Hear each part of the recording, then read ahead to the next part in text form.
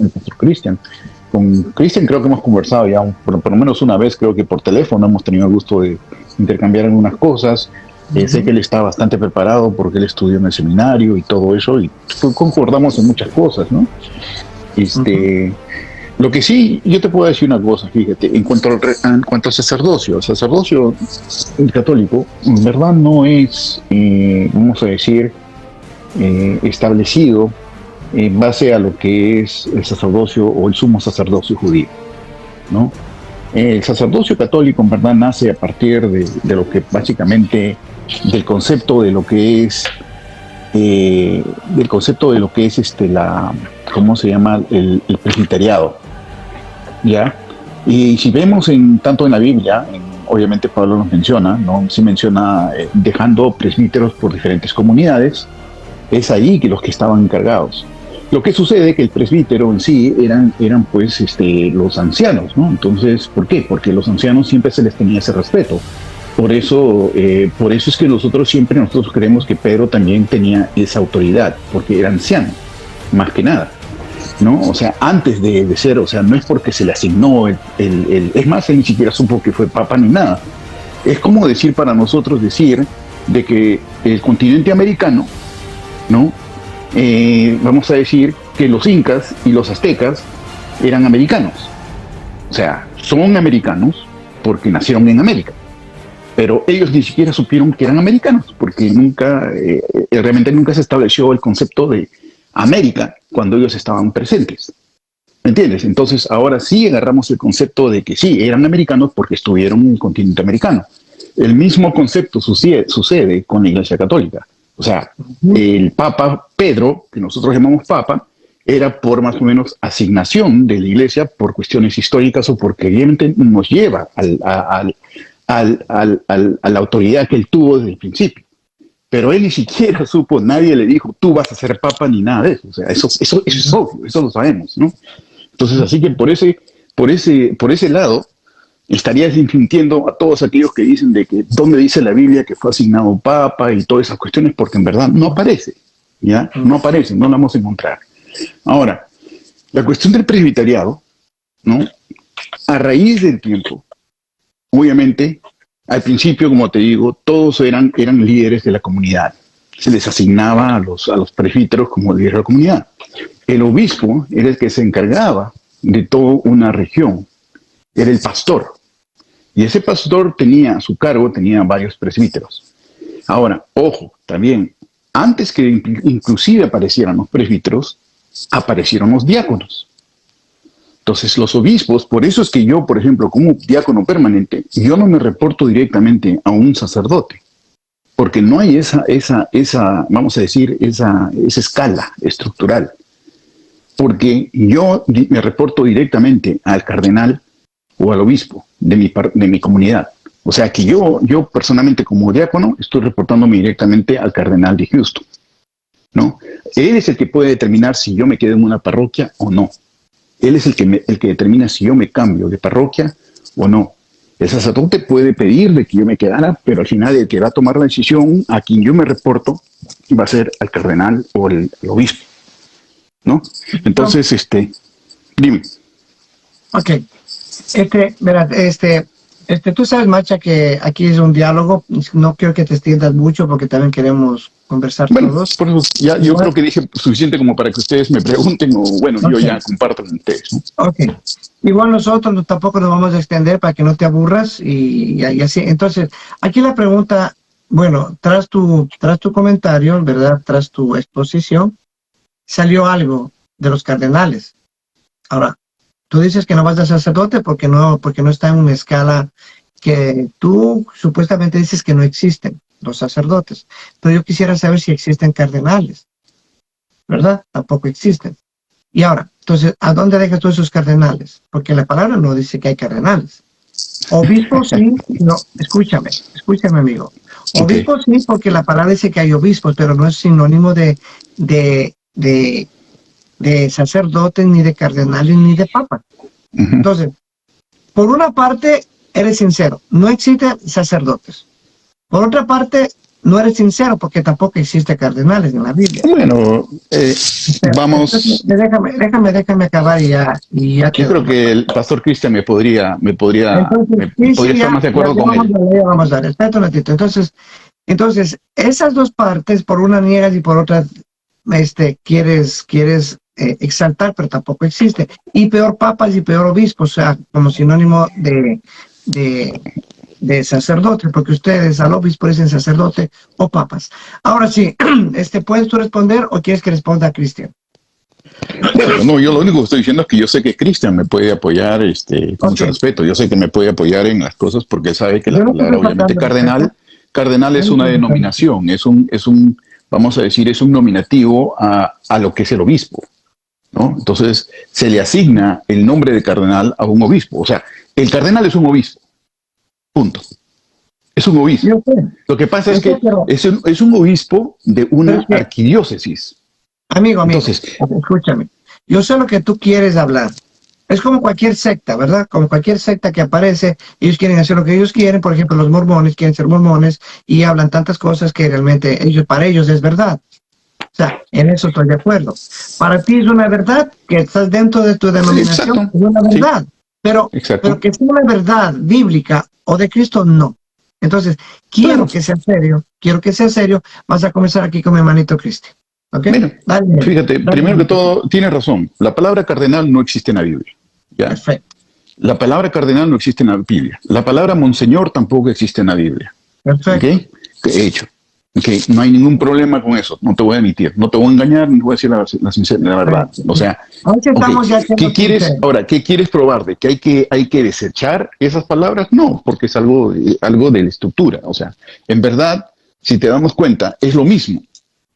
Un monseñor es un sacerdote. Un cardenal es un obispo. O sea, no le quita la posición básica. No lo estás desechando. Okay. Le estás poniendo vamos a decir, un calificativo a algo para que para nosotros significa que no que es mejor o que es más grande, porque sigue siendo un obispo. El Papa es un obispo de Roma. Punto. Es un obispo. Su diócesis es Roma. De ahí no sale. Él tiene jurisdicción sobre Roma. Ese es el Papa. El cardenal de Houston tiene jurisdicción sobre la arquidiócesis de 2 ciudades, Galveston, Houston. Entonces, por eso que tiene una arquidiócesis, es algo más grande, y él tiene el nombre de cardenal. Ahora, sí hay obispos en Victoria, en otra ciudad, en otras, vamos a decir, en otra diócesis, porque son más pequeñas. Entonces, solamente se le llama obispo, o quizás también porque vamos a decir por algún cargo o algo que ellos se han ganado ese título, y yo creo que Cristian está de acuerdo conmigo, pues sabiendo que él estudió en el seminario, él sabe que es así. No sé, a ver, si alguna opinión, Cristian, ¿me he equivocado en algo?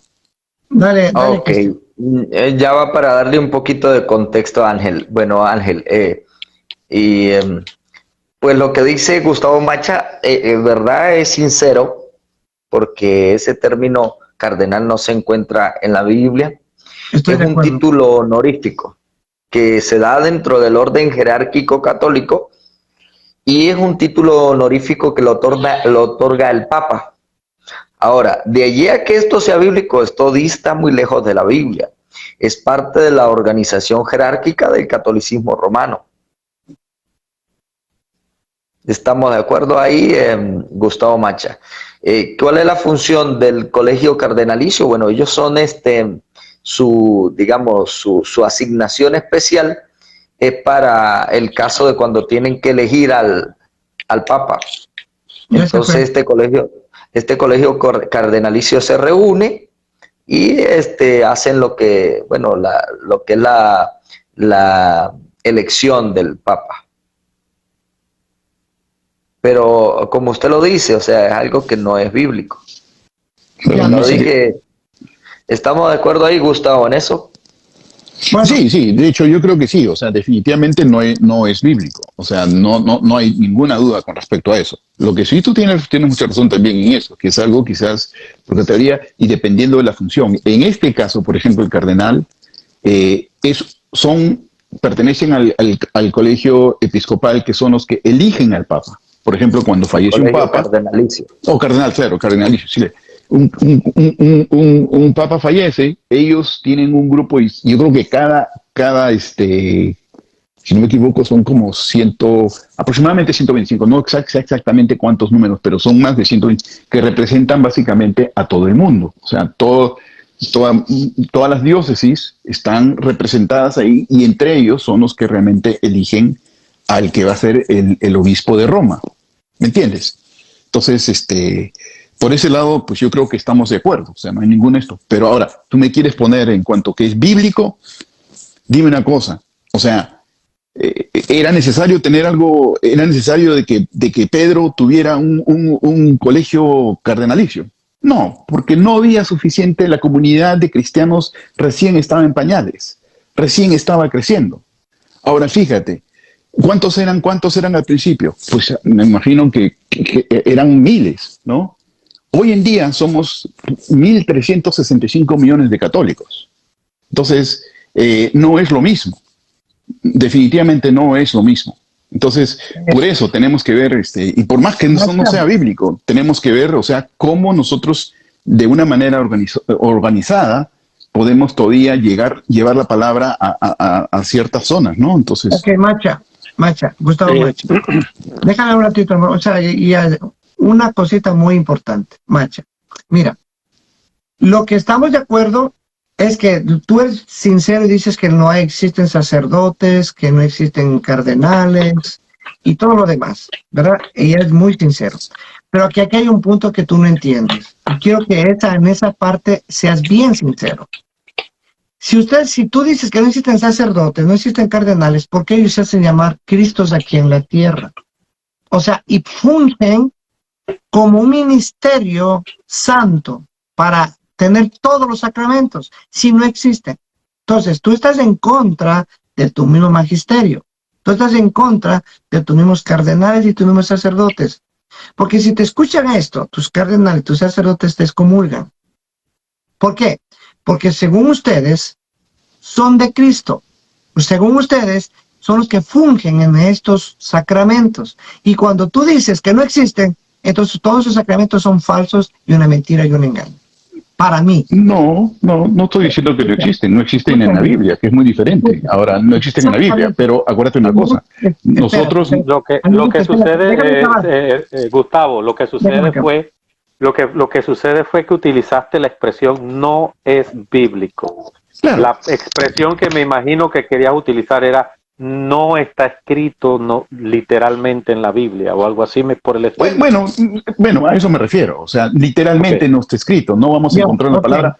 Igual también como no vamos a encontrar las palabras sobre escritura en la Biblia. Déjame un minuto más y ya te doy el paso, por favor. Déjame un minuto más y ya le doy paso a cualquiera. Entonces aquí la base no es si existen o no existen cardenales o sacerdotes. No. Para mí ustedes pueden hacer lo que ustedes quieren, pueden autobautizar a extraterrestres, como digo tu papa, no hay ningún problema. El punto acá es que se hacen llamar Iglesia de Cristo. Se hacen llamar Iglesia de Cristo, que Cristo fundó, que ustedes son los mejores, que ustedes son todo. Entonces, cuando tú mismo afirmas que no existen sacerdotes, que no existen cardenales, y ellos se apoderan de los poderes venideros de Cristo y se ponen sacramentos para sacramento perdonador, para sacramento de matrimonio, para sacramento sacerdotal, para sacramento de... Entonces, ¿qué estamos hablando? Y ustedes mismos se hacen llamar arcicristos, Cristos aquí en la tierra. Entonces, si no existen, esos arcicristos son falsos, mentirosos y engañadores. Hasta donde yo puedo interpretar lo que tú hablas. Entonces, si no existe, entonces todo lo que ustedes hablan, todo lo que ustedes practican, todo lo que ustedes dicen es un engaño. Por eso, si hablas de estas cosas y te sacamos del público, te excomulgan porque estás en contra de tu propio magisterio. Ahora sí puedes hablar. No estoy hablando nada en contra de mi doctrina. No creo que me puedan excomulgar por lo que estoy diciendo. Porque en verdad, literalmente, porque como acabo de explicar, y bueno, no aparece en la Biblia.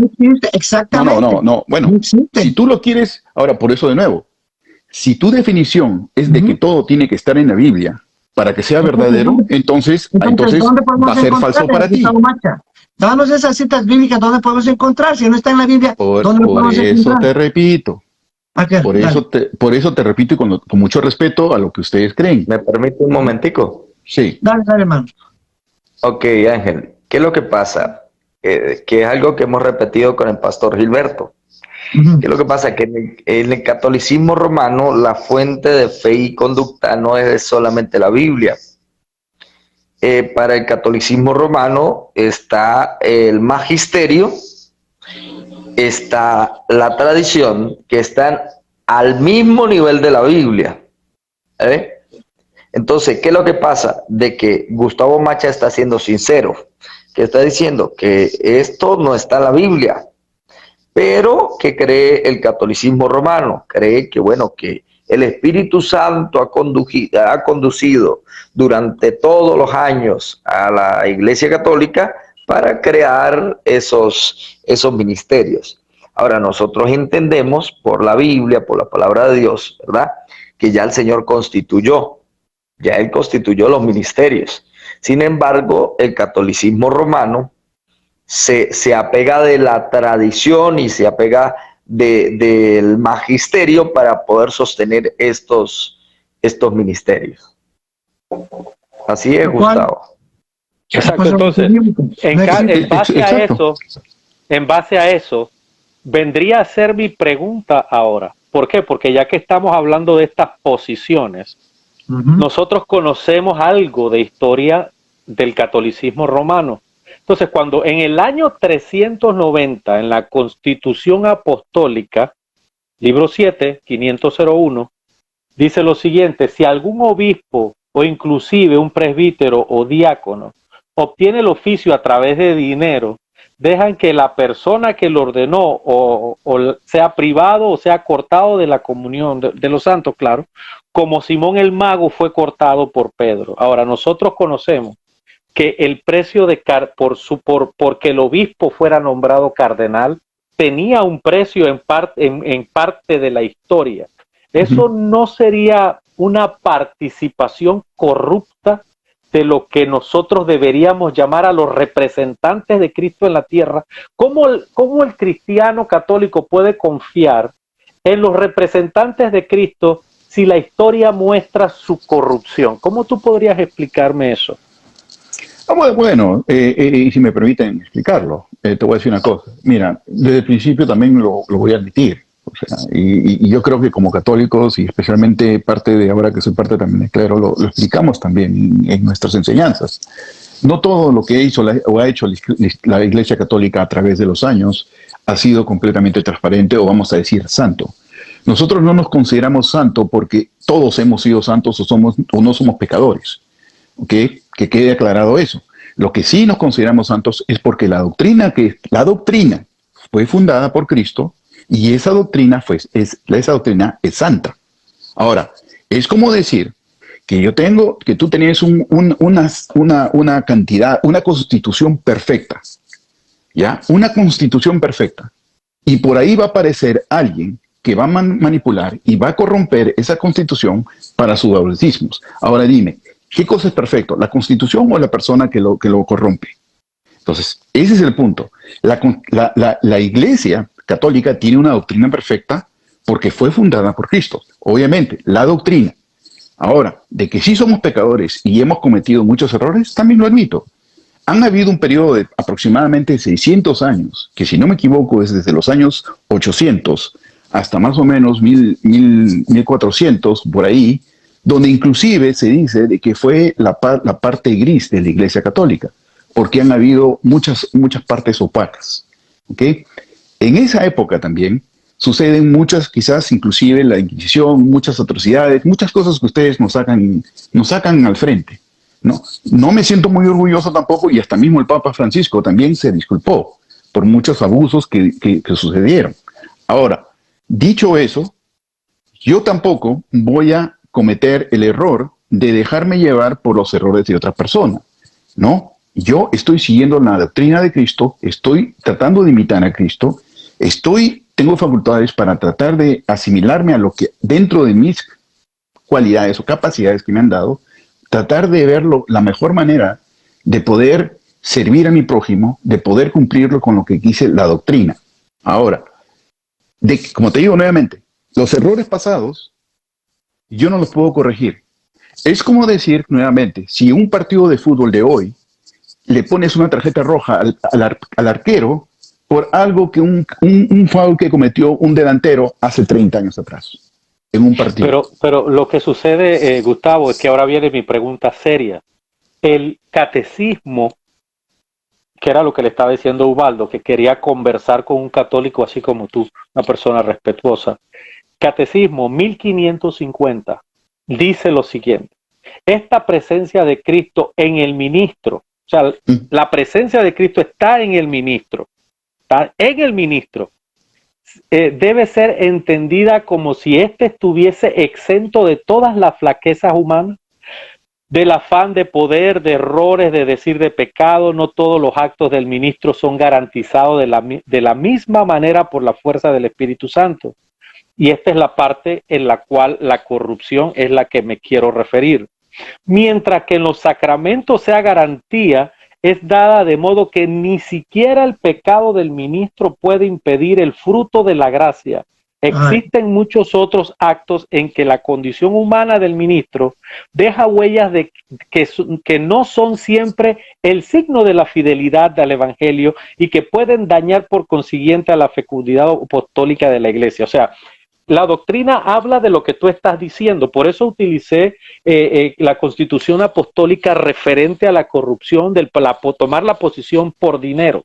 Pero es como que si el catecismo quisiera arreglar la corrupción y decir que, bueno, el sacramento en sí mismo, como tú dijiste, es santo, es divino, proviene de Dios, como la teología católica lo expresa, pero no importando que el ministro se encuentre en pecado, él puede administrar el sacramento.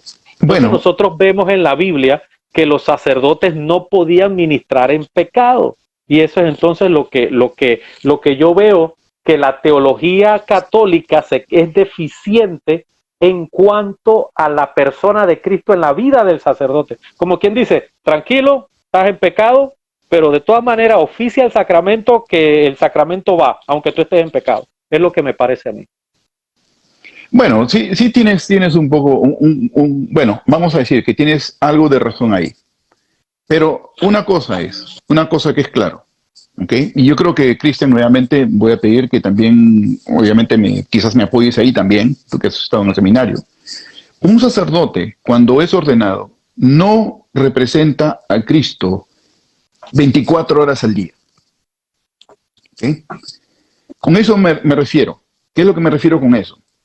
Dependiendo en el momento que está teniendo sus facultades o está haciendo ejercicio de sus facultades. Es como yo. Yo soy diácono permanente. ¿Ya? Ahora, yo sí, obviamente, estoy tratando de hacer un modelo, de comportarme de una manera que realmente pueda respetar al resto de las personas, esté bien parado y represento a lo que es mi doctrina. Vamos a tratar.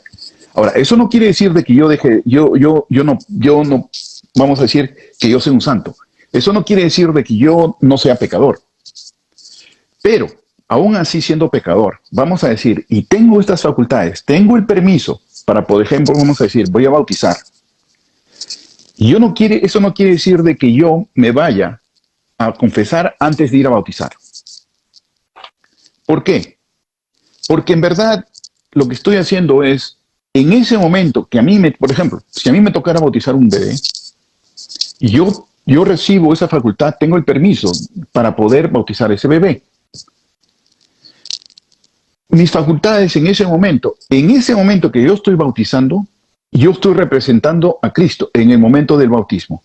Una vez que yo acabo el bautismo, yo ya no tengo esas facultades. O sea, las tengo, pero no las tengo, vamos a decir, ¿cómo se podría decir? Activas. ¿Me entiendes? Las tengo pasivas. Es decir, durante la misa. Durante ciertas cosas que yo necesito, el diácono es muy diferente al sacerdote. El sacerdote puede, por ejemplo, tiene la facilidad tiene más facultades y más flexibilidad de hacer facultades sin tener que apegarse a muchas cosas. Nosotros no, tenemos que apegarnos exactamente a lo que dice un libro, va a decir. Si yo necesito ir a bendecir una casa, necesito hacer otras cosas, algunas cosas, yo tengo que, como diácono, yo tengo que pegarme a lo que está escrito. ¿Entiendes? Muy diferente a un sacerdote. Un sacerdote no tiene que hacer eso. ¿Por qué? Porque tiene otro tipo de facultades. Ahora, en ese momento Y ojo, nuevamente, el único momento en el cual un sacerdote y un diácono están representando a Cristo en persona es cuando tenemos puesta la estola. Ay,